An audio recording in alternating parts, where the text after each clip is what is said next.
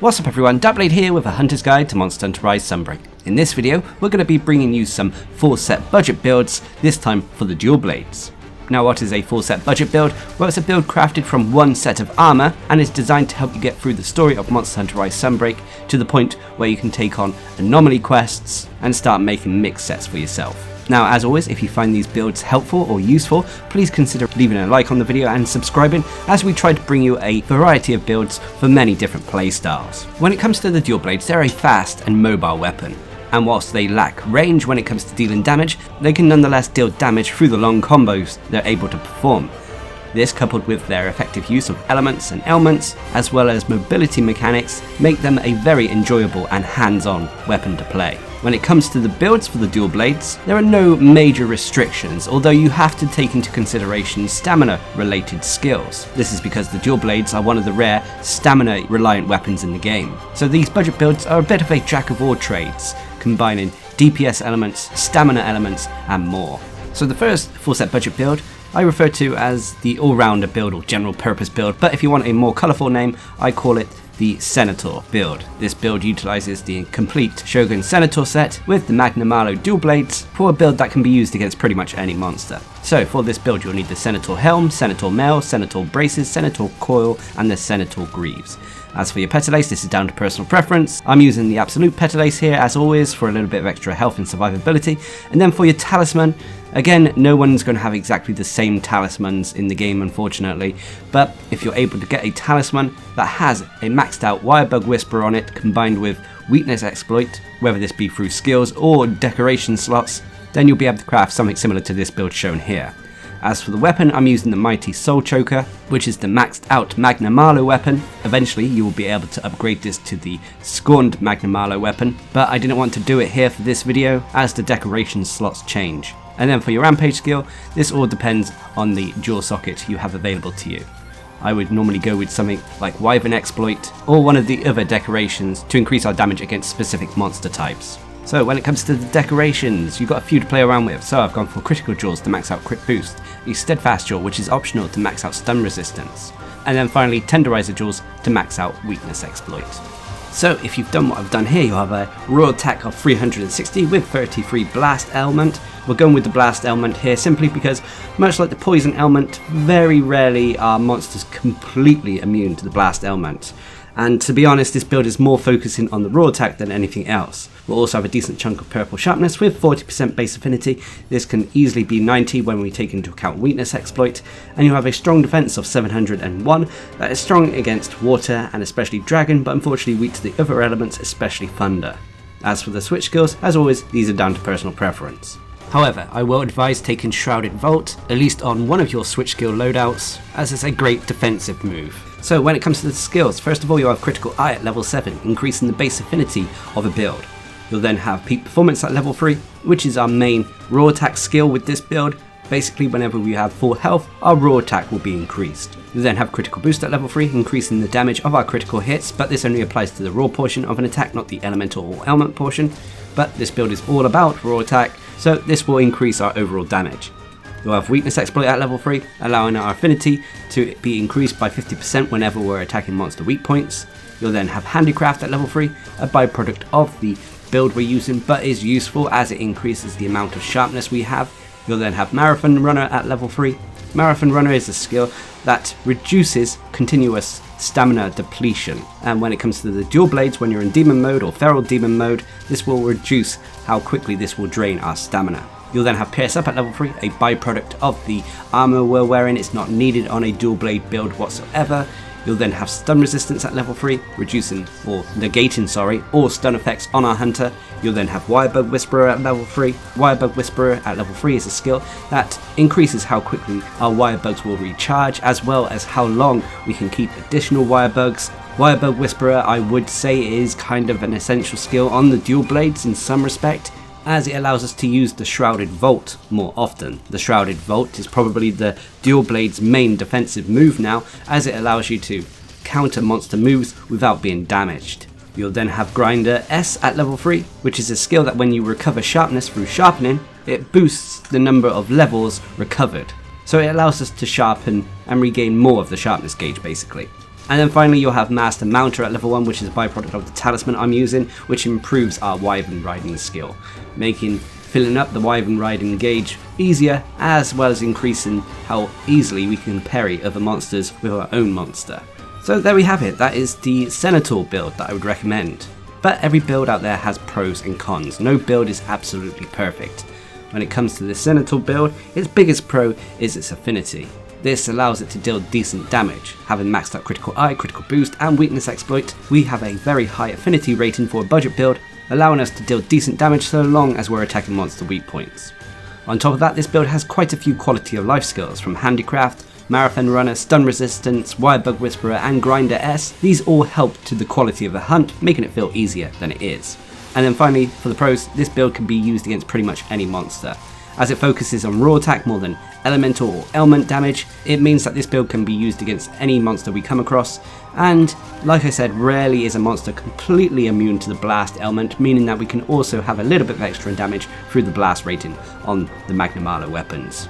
But of course there are cons. One of the biggest cons for this build is, unfortunately, we have very few raw attack skills. Even though this is a build that focuses on raw attack more than anything else, we actually have very few raw attack skills. We really only have peak performance. So that could be considered a con. And the other con is, for when it comes to our defense, we have to rely on our Wirebug and the Shrouded Vault.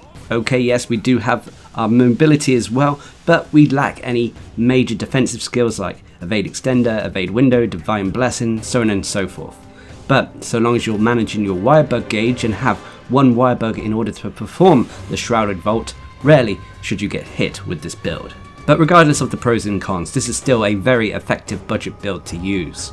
And whilst it may not have the highest damage output out there, it still can take monsters down fairly adequately. Of course, you'll eventually upgrade the Magnamalo weapons to the Scorned Magnamalo weapons, making them even stronger, but to be honest, by then you're probably going to be moving on to mixed sets. But until then, this is a nice Rarity 8 early full set budget build I'd recommend for getting you through the Monster Hunter Rise Sunbreak story.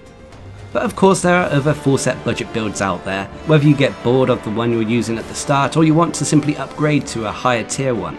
There's more than just one full set budget build, which brings me on to the second one that I want to show off for the dual blades, which is the Bloodlust full set budget build. This again is a strong build that focuses more on damage than anything else, but it has a quirky way to play as it's a very high risk, high reward build as it uses the full Shigaru Magala set.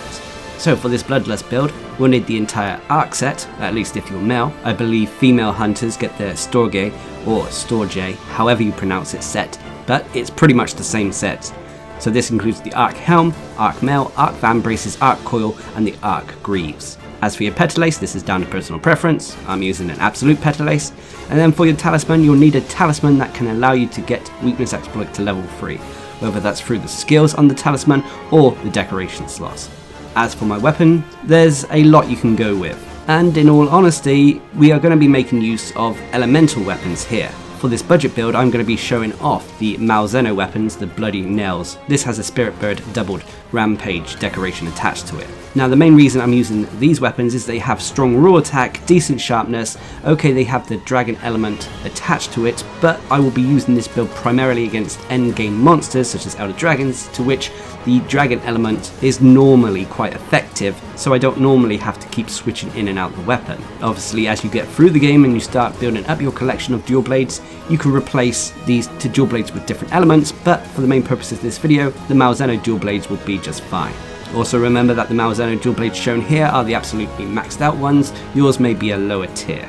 So when it comes to the decorations, you have a few to play around with, so I've gone for Sprinter Jaws to max out Marathon Runner, then gone for a Wirebug Jaw to max out Wirebug Whisperer, Critical Jaws to max out Crit Boost, Tenderizer Jaw to max out Weakness Exploit, and then a Brace Jaw for a point and flinch free. This though is optional. So if you've done what I've done here, you'll have a fluctuating raw attack. It can be anything from 368 to 390. You'll also have a fluctuating dragon rating, which can be anything from 41 to 45. You'll also have a decent chunk of purple sharpness, and you'll have a fluctuating affinity rating that can be anywhere between 50 and 75 when you take into account weakness exploit. You'll also have a strong defense of 751 that is strong against water and ice, but unfortunately weak to the other elements, especially dragon. As for the switch skills, they're down to personal preference. So when it comes to the skills, now these are an interesting set of skills, but they synergize well and create a fun and unique way of playing the dual blades in all honesty. So first of all, you have Resuscitate at level 3. Resuscitate is a skill that whenever we have a blight or ailment on our hunter, it will increase our raw attack. And this will be active whenever we have the negative effects of Bloodlust on our hunter. You'll then have Critical Boost at level 3, increasing the damage of our critical attacks, but only applies to the raw portion of an attack, not the elemental or ailment portion. You'll then have Weakness Exploit at level 3, increasing our affinity whenever we're attacking monster weak points. This can be up to 50%. You'll then have Critical Element at level 3, increasing the elemental damage of our attacks when they crit a monster. So think of this like crit boost but for the elemental portion. You'll then have Razor Sharp at level 3, which prevents our weapons from losing sharpness 50% of the time, allowing us to keep that purple sharpness for longer. You'll then have Spare Shot at level 3, which is a byproduct of the armor we're using. It's not needed on a dual blade build whatsoever. This is a gunner skill, so it applies to the bow guns as well as the bow. You'll then have Marathon Runner at level 3, or potentially level 2 depending on how far you've got through the game, which reduces our stamina consumption when you're in demon mode or feral demon mode. You'll then have Wirebug Whisperer at level 3, which reduces the cooldown when it comes to using wirebugs, as well as how long we can hold additional wirebugs. Again, this is useful for Shrouded Vault, our main defensive skill. You'll then have Coalescence at level 3, which is a skill, much like Resuscitate, that works well in unison with Bloodlust. Basically, whenever we recover from a blight or abnormal status, so whenever we recover or overcome Bloodlust, we'll get increased raw attack, elemental rating, and if we were using an ailment weapon, it would also increase our ailment rating. And then next up is the whole crux of this build, which is Bloodlust. Bloodlust is a skill that whenever we engage in combat by drawing our weapon or whatever, the effects of the Frenzy virus will start kicking in on our hunter. However, this is a modified version of the Frenzy virus. First of all, when activated, the Frenzy virus will kick in and you'll see a purple bar just above your health bar start to fill up. While this is active and filling up, you'll feel a few effects. First of all, it will gradually deplete your health. Large portion of red health on your health bar, but you'll also have a few positive benefits to this negative one. While you're infected, your raw attack will be increased, your evasion capabilities will also be increased, and your stamina use will also be reduced. So you have 3 bonuses applied to your hunter for this health drain, but it can be risky. Now there are 2 outcomes to the Frenzy virus. First of all, if you let the purple bar fill all the way up, you will be fully infected with the Frenzy virus, to which the health drain will stop, but natural healing effects will be negated, so you can only heal through potions, and on top of that you'll take more damage from monsters. You can control this bar by taking null berries or by transitioning it into the second outcome, which is to overcome the Frenzy virus. You do this by dealing enough damage to a monster, and when that happens, the health that the Frenzy virus drained from you will be healed, so you'll get that health back, and you'll gain a massive boost to your base affinity, up to 25% with this build. You'll then be immune to the effects of the Frenzy virus for a small duration of time. But it should be noted that you do lose the raw attack effects, the evasion increase, stamina reduction as well when you've overcome the Frenzy virus, so you're trading off these bonuses in favour of the base affinity. But when it comes to Bloodlust and how it works, you have to take into consideration the other skills. For example, Resuscitate, when Bloodlust is building up on your hunter when the Frenzy virus is taking effect. Resuscitate kicks in, increasing our raw attack even further. And then when you overcome the Bloodlust, Coalescence kicks in, increasing our raw attack and elemental damage. So the skills all synergize well with one another. Anyway, finally for the skills you have Slugger at level 1, increasing the knockout potential of our build, but this isn't really needed on this build, this is a byproduct of the talisman I'm using. And then finally you'll have Flinch Free at level 1. Flinch Free is a skill that prevents minor knockbacks from monsters as well as our allies. So there you have it, that is the Bloodlust build that I'd recommend for the dual blades. Of course, even this build comes with major pros and cons. One of its biggest pros is its damage output. Thanks to Bloodlust as well as the associated skills, it means we're able to deal a large amount of damage to monsters quite effectively. On top of that, with this build, all the skills synergize well with one another. As I mentioned, Bloodlust, Resuscitate and Coalescence, they all work well in unison to give you large boosts to your damage. And then finally for the pros is that this build has a fair few quality of life skills. From Razor Sharp to Marathon Runner to Wirebug Whisperer, these will all make hunts feel easier than they maybe are. But of course there are cons. One of the biggest major cons for this build, which may put people off, is the Frenzy virus health drain. The Bloodlust health drain can really put people off, especially if you're not able to overcome it and heal yourself. And the other con for this build is, unfortunately, even though this is a budget build, Some people could be intimidated by the monsters that you actually have to farm in order to craft this build. From Malzeno to Shigaru Magala, they can be intimidating. Nonetheless, you face these monsters well before the finale of Monster Hunter Rise Sunbreak and the start of Anomaly monsters, and these builds are aimed to allow you to take those on. So if you're looking for dual blade builds, I'd recommend either one of these two. Personally, I love the Bloodlust build. I love the way the Frenzy Virus works, and not just because it's the armor set from some of my favourite monsters in the game, but it allows for another level of depth and a risk-reward factor that I enjoy during my hunts. But that about wraps up the full set budget builds for the dual blades. What are your thoughts? Please leave a comment down below, and until next time, I've been Darcblade, bringing you another budget build video for Monster Hunter Rise Sunbreak. Hope you enjoyed it, thanks for watching, subscribe and like for more.